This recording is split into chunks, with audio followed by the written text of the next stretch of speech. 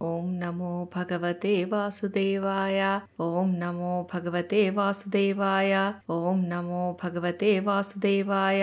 శ్రీమద్ భాగవత మహాపురాణము తృతీయ స్కందము 21వ అధ్యాయము. కర్దమ ప్రజాపతి తపస్సు. భగవంతుడు ఆయనకు వరములను అనుగ్రహించుట. విదురుడు నుడివెను. మహాత్మా మైత్రేయ, స్వయంభువమనువు యొక్క వంశము మిగుల ఆదరణీయమైనది. ఆ వంశమున గృహస్థ ధర్మము ద్వారా ప్రజావృద్ధి ఎట్లు జరిగినది అను విషయమును గూర్చి దయతో వివరింపుము.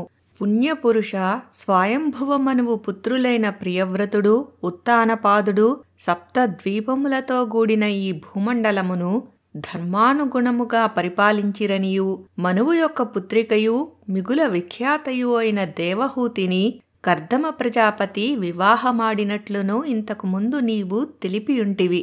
యమనియమాది యోగలక్షణములతో విలసిల్లునట్టి ఆ దేవహూతియందు మహాయోగి అయిన కర్దమ ప్రజాపతి ఎంతమంది సంతానమును పొందెను? ఆ విషయములను తెలిసికొనుటకై కుతూహలముతోనున్న నాకు విశదపరచుము. బ్రాహ్మణోత్తమ, మహాత్ముడైన రుచియు దక్షుడు అను ఇరువురు బ్రహ్మదేవుని కుమారులు. ఆకూతి, ప్రసూతి అనువారు మనువు యొక్క కుమార్తెలు. రుచి ఆకూతిని, దక్షుడు ప్రసూతిని పరిణయమాడిరి. ఆ రెండు జంటలకు కలిగిన సంతానమును గూర్చి వివరింపుము. మైత్రేయుడు వచించెను. విదురా, బ్రహ్మదేవుడు నీవు సంతానమును పొందుము అని పూజ్యుడైన కర్దమ ప్రజాపతిని ఆజ్ఞాపించెను.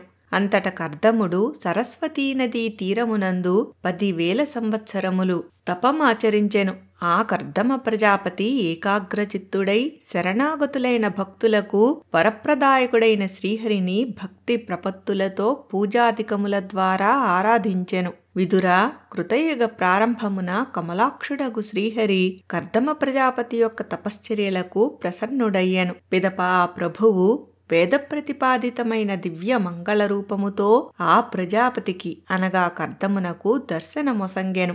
కర్దమునకు ప్రత్యక్షమైన శ్రీహరి యొక్క శుద్ధ సత్వమయ రూపము సూర్య తేజస్సుతో వెలుగొందుచుండెను. స్వామి కంఠమున తెల్లని పద్మముల కలువల మాలలు తేజరిల్లుచుండెను. పద్మము వలె మనోహరమైన ఆ ప్రభు యొక్క వదనమున నల్లని ముంగురులు నిగనిగలాడుచుండెను. ధరించిన పట్టు పీతాంబరము స్వచ్ఛముగా కాంతులీనుచుండెను. శిరమున గల మణిమయ కిరీట శోభలు, సువర్ణ కుండలముల మిలమిలలు అపూర్వములు. ఆ పరమపురుషుని కర కమలములయందు శంఖ చక్ర గదాది ఆయుధములు అలరారుచుండెను. ఒక చేతియందు తెల్ల కలువ శోభిల్లుచుండెను. మందహాసముతో కూడిన చూపులు భక్తుల మనస్సులకు ఆహ్లాదమును గూర్చుచుండెను. ఆ స్వామి పాదాబ్జములు గరుత్మంతుని భుజములపై విరాజిల్లుచుండెను. వక్షస్థలమునందలి లక్ష్మీదేవి యొక్క విలాసములు, కంఠమున విలసుల్లుచున్న కౌస్తుభమణి కాంతులు నయనమనోహరములు. ఆకాశమునందుండి దర్శనమిచ్చుచున్న ఆ పురుషోత్తముని చూచినంతనే కర్దముని హృదయము సంతోషముతో పొంగిపోయెను. ఆ మహర్షి తన మనోరథములన్నీయును ఈడేరినట్లు భావించెను. ఆయన ప్రేమయే స్వభావముగా గల హృదయము కలవాడు. వెంటనే అతడు ఆ జగన్నాథునకు సాష్టాంగ ప్రణామములు ఆచరించెను. అనంతరము తన చేతులు జోడించి భక్తి శ్రద్ధలతో మధుర వచనములతో ఆ శ్రీహరిని ఇట్లు ప్రస్తుతించెను. కర్దమ ఋషి ఇట్లు స్తుతించెను. కొనియాడబడదగిన జగదీశ్వరా, నీవు సకల సత్వగుణములకు నిధివి. నీ దర్శన భాగ్యము కలుగుటచే మా కన్నులు సఫలీకృతములైనవి. తపఫలము సిద్ధించినది. యోగనిష్ఠాపరులైన సత్పురుషులు ప్రతి జన్మయందును నిరంతరము నీ దర్శన భాగ్యము కొరకై ప్రార్థించుచుందురు. పరమపురుష, నీ పాదకమలములు సంసార సాగరమును దాటించుటకు నావ వంటివి. కాని నీ మాయచే మోహితులైన అల్పబుద్ధి గలవారలు క్షణికములైన విషయసుఖముల కొరకై నీ చరణ సరోజములను ఆరాధించెదరు. నీవు అట్టి వారి కోరికలను కూడా నెరవేర్చెదవు. విషయసుఖములు నరకలోకమునందు కూడా లభించును. ఒకవేళ వారలు నిష్కామభావముతో నీ పాదపద్మములను సేవించినచో శాశ్వతమైన సుఖము లభించును కదా. ప్రభు, నిన్ను ఉపాసించు వారికి నీవు కల్పవృక్షము వలె సకల మనోరథములను ఈడేర్చువాడవు. నేనును గృహస్థ ధర్మాచరణమునకు చక్కగా తోడ్పడునట్టి సమాన శీలవతయగు కన్యను వివాహమాడగోరి నిన్ను ప్రార్థించుచున్నాను. నాది దురాశయమే కావచ్చును, అయినను నీవు సకల పురుషార్థములను సిద్ధింపజేయుటకు కారణమైన వాడవు. అందులకై నీ పాదములను ఆశ్రయించుచున్నాను. పరాత్పరా, నీవు సకల లోకములకును అధిపతివి. వివిధములగు కోరికలలో చిక్కుపడిన ఈ లోకము నీ వేదవాణి అనిడి త్రాళ్లచే బంధింపబడినది. వేదములలో చెప్పబడిన కామ్యకర్మలనే ఆచరించుచున్నది. నేనును అట్టిలోకరీతినే అనుసరించుచు కాలస్వరూపుడవైన నీకు పూజోపహారములను సమర్పించుచున్నాను. ప్రభూ, నీ భక్తులు విషయాసక్తులైన జనులను, వారి మార్గములను అనుసరించున్నట్టి పశుతుల్యులైన వారిని ఏమాత్రము లెక్కింపరు. వారు అనగా నీ భక్తులు నీ చరణములనిడి ఛత్రముల ఛాయనే ఆశ్రయించెదరు. వారు పరస్పరము నీ గుణములను కీర్తించుటయనిడి మధురామృతమును గ్రోలుచు తమ ఆకలి దప్పులనిడి దేహధర్మములను పట్టించుకొనరు. ప్రభూ, ఈ కాలచక్రము మిక్కిలి ప్రబలమైనది. సాక్షాత్తు బ్రహ్మయే ఈ కాలచక్రమునకు ఇరుసు. అధిక మాసముతో కలుపుకొని 13 మాసములు దీని అరలు, 360 అహోరాత్రములు అనగా రోజులు దీని పర్వములు, 6 ఋతువులు దీని నేములు అనగా చక్రమునకు అంచున ఉండెడి ఇనుప కమ్మి, ఇనుప పట్ట. అసంఖ్యాకములైన క్షణలవాదులే దీని ఆకులు. క్షణము అనగా 4 నిముసములు, లవము 1 నిముసము. 3 చాతుర్మాస్యములు దీనికి ఆధారభూతమగు నాభి. మిక్కిలి వేగముగా సాగిపోవు సంవత్సర రూప కాలచక్రము జగత్తునందలి చరాచర ప్రాణుల యొక్క ఆయువును హరించుచూ తిరుగుచుండును. కాని ఇది నీ భక్తుల ఆయువును మాత్రము హరింపజాలదు. ఒక సాలీడు అనగా సాలెపురుగు స్వయముగా దారములను అల్లి తన గూడును నిర్మించుకొనును. పిదప అది ఆ గూడును రక్షించుకొనును. చివరకు అదియే ఆ దారములను తనలో లయమునర్చుకొనును. అదే విధముగా పరబ్రహ్మవైన నీవు ఒక్కడవే నీకంటే అభిన్నమైన యోగమాయను స్వీకరించి దాని సత్వాది శక్తుల ద్వారా ఈ జగత్తును సృష్టింతువు, రక్షింతువు, సంహరించి నీలో లయమునర్చుకొందువు. ప్రభూ, నీవు సర్వవ్యాపివైన పరబ్రహ్మవు. అయినను మా యందు ప్రసన్నుడవై తులసీమాలా శోభితుడవై సగుణమూర్తిగా దర్శనము ఇచ్చితివి. నీ భక్తులమైన మాకు శబ్దాది విషయ సుఖములను ప్రసాదించెదవు. కాని వాటిని మాకు వరముగా ఇచ్చుట నీకు సమ్మతము కాదు. అవి మాయారూపములై అసత్యములే అయినను పరిణామమున అవి మాకు శుభమును చేకూర్చునట్టివి అగునుగాక. జగన్నాథ, స్వరూపతః నీవు నిష్క్రియుడవు అనగా అకర్తవు. అయినను నీ మాయ ద్వారా ఈ జగత్తు యొక్క సకల వ్యవహారములను నడిపెదవు. జనులు ఏ కొద్దిగా నిన్ను ఉపాసించినను వారి అభీష్ట వస్తువులను అన్నింటినీ ప్రసాదింతువు. పవిత్రములైన అనగా వంద్యములైన నీ పాదపద్మములకు పదే పదే నమస్కరించుచున్నాను. మైత్రేయముని వచించెను. విదురా, కర్దముడు ఇట్లు నిష్కపట భావముతో ప్రేమార్థ హృదయుడై ప్రస్తుతింపగా ఆ శ్రీహరి మిగుల ప్రసన్నుడాయను. ప్రేమపూర్ణమైన చిరునవ్వుతో, కరుణా కటాక్షములతో, భ్రూ విలాసములతో తేజరిల్లుచున్న ఆ పద్మనాభుడు ఆ కర్దమ ప్రజాపతితో అమృతతుల్యములగు వచనములను పలికెను. శ్రీ భగవానుడు ఇట్లు పలికెను. కర్దమ మహర్షి, నీవు ఆత్మ సంయమాది నియమముల ద్వారా నన్ను భక్తిపూర్వకముగా ఆరాధించియుంటివి.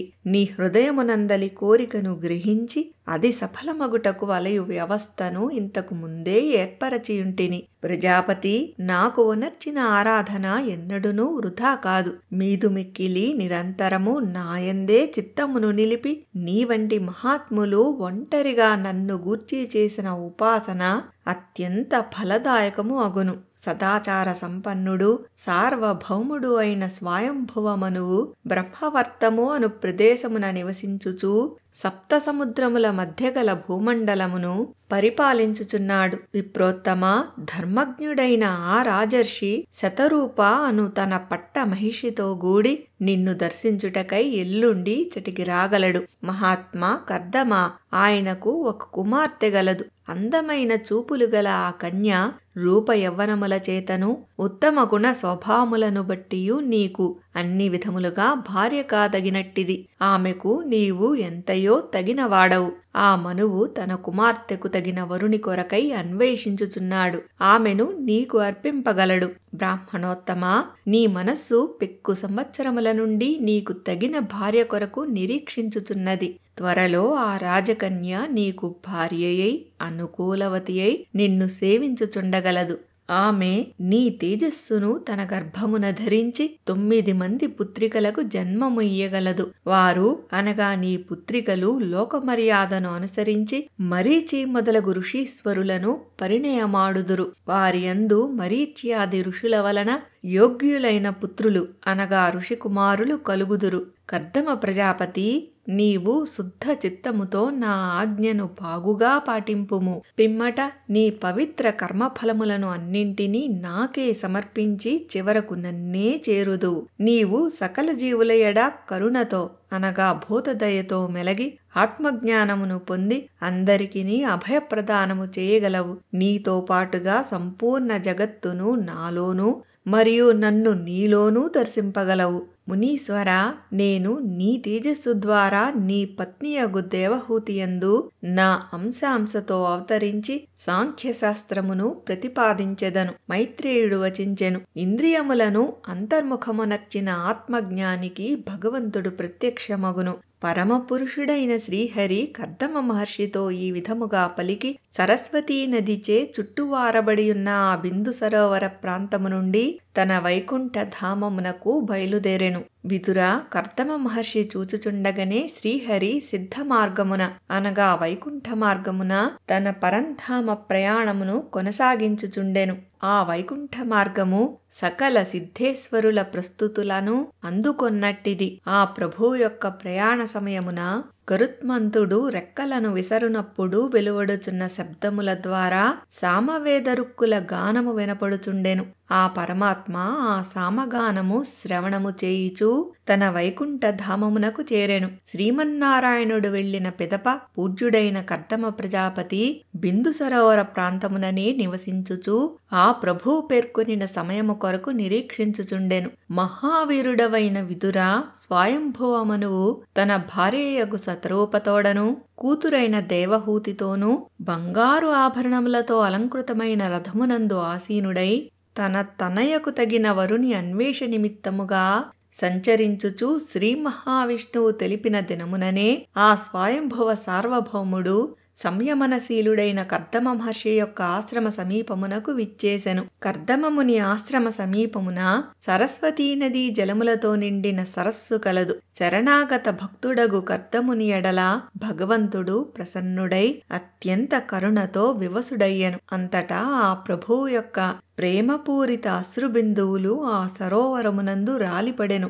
అందువలన అది బిందు సరోవరముగా ప్రసిద్ధి నొందెను. ఆ పురుషోత్తముని నేత్రజల బిందువుల స్పర్శకు నోచుకునుటతో ఆ సరోవరము పవిత్రమైనది. అందలి జలములు అమృతమయములేగాక ఆరోగ్యప్రదములయ్యెను.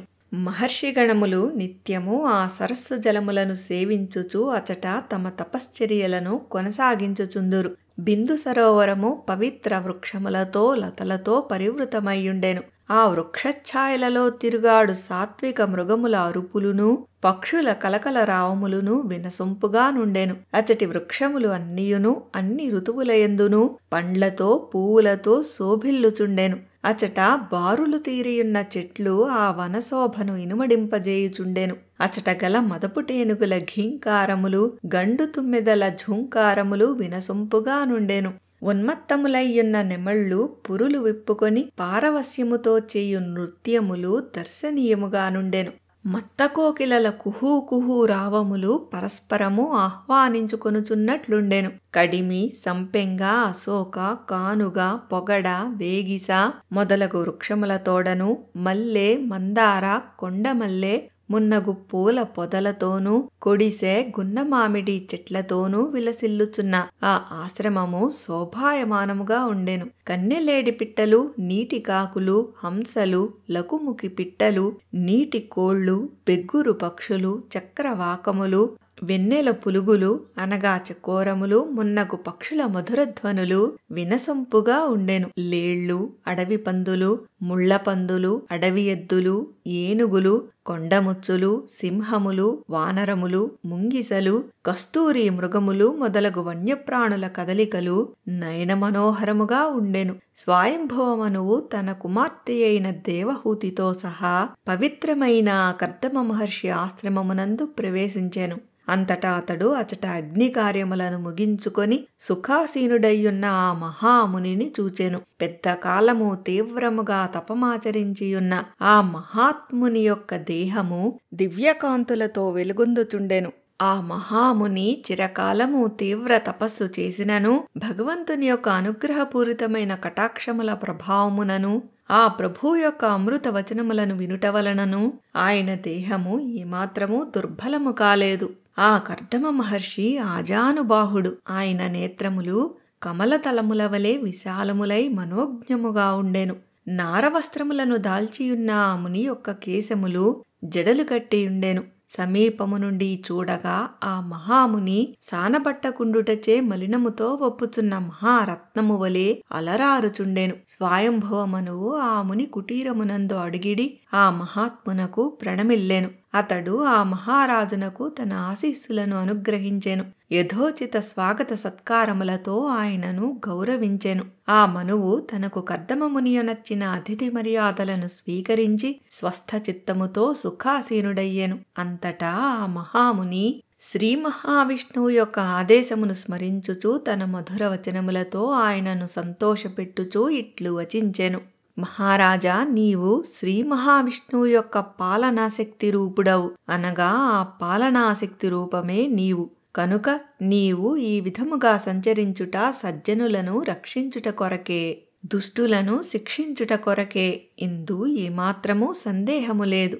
నీవు సాక్షాత్తు శుద్ధ సత్వస్వరూపుడవైన శ్రీహరివే. కనుక సూర్యుడు, చంద్రుడు, అగ్ని, ఇంద్రుడు, వాయువు, యమధర్మరాజు, వరుణుడు మొదలగు వారి యొక్క దివ్య శక్తులు లోక కళ్యాణము కొరకై వేర్వేరు కార్యములను నిర్వహించుట కొరకు నీవుగా రూపొందినవి. శ్రీహరి రూపా, నీకు నమస్కారము. రాజా, నీవు మణిఖచితమైన జైత్రరథమును అధిరోహించి నీ మహాసేనతో కూడి సూర్యభగవానుని వలె భూమండలమునందు అంతటను పర్యటించుచుందువు. అప్పుడు నీ భయంకరమగు ధనస్సును చేపట్టి టంకారము చేయుట వలన పాపాత్ములు గడగడ వణికిపోవుచుందురు.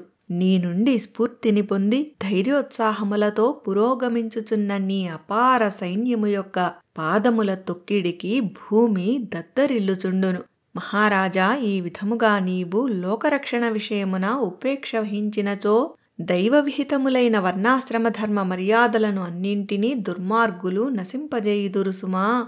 విషయలోలురు, విశృంఖల వర్తనులు అయిన మానవుల ద్వారా అధర్మము పెచ్చెరిల్లును. దురాచారుల యొక్క అదుపాజ్ఞలలో చిక్కుకొని లోకము నశించును. లోకక్షేమమునకై నీవు ఇట్లు పర్యటించుట ఎంతేని ప్రయోజనకరము. అది సరే మహావీరా, ఏ ప్రయోజనము కొరకై నీవు మా ఆశ్రమమునకు ఇచ్చేసితివి? మహాత్ములు ఊరకరారు గదా. రాజా, దాపరికము లేకుండా చెప్పుచున్నాను. నీ రాక మాకు ముదావహము. నీ ఆజ్ఞను మేము త్రికరణ శుద్ధిగా ఆచరింతుము. ఇది శ్రీమద్భాగవత మహాపురాణమునందలి తృతీయ స్కందమునందు 21వ అధ్యాయము. ఓం నమో భగవతే వాసుదేవాయ. ఓం నమో భగవతే వాసుదేవాయ. ఓం నమో భగవతే వాసుదేవాయ. స్వస్తి.